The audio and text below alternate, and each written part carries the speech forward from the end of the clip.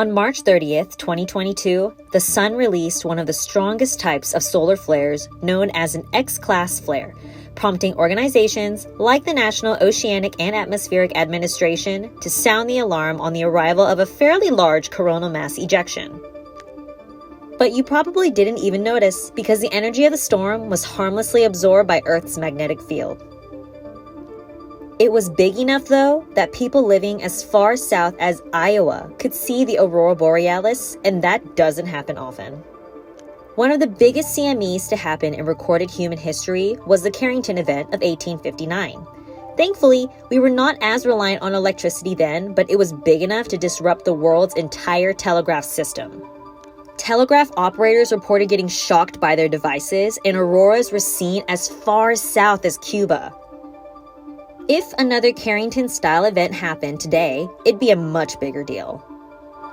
So in an extreme case, when you have a very, very large magnetic storm, it can actually take out power and destroy transformers over a large region of the United States, for example.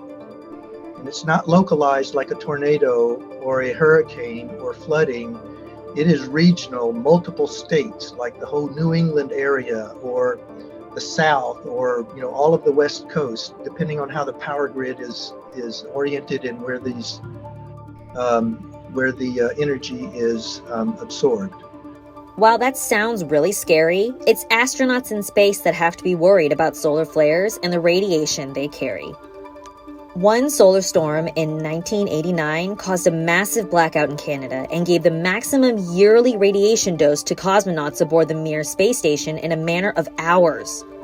Not only does our Earth's magnetic field protect us, also the atmosphere also absorbs a lot of energy that just never gets down to the surface. So we don't feel a lot of the radiation and that sort of thing because it's absorbed by the atmosphere. But out in space, especially when you have astronauts, for example, on the International Space Station, even though it safely not safely, but it is protected within the Earth's magnetic cocoon, it's still radiation impacts, and we are on constant alert. So yes, this is all really terrifying. But what are we doing about it? Well, our infrastructure is actually pretty prepared to handle such a powerful solar storm.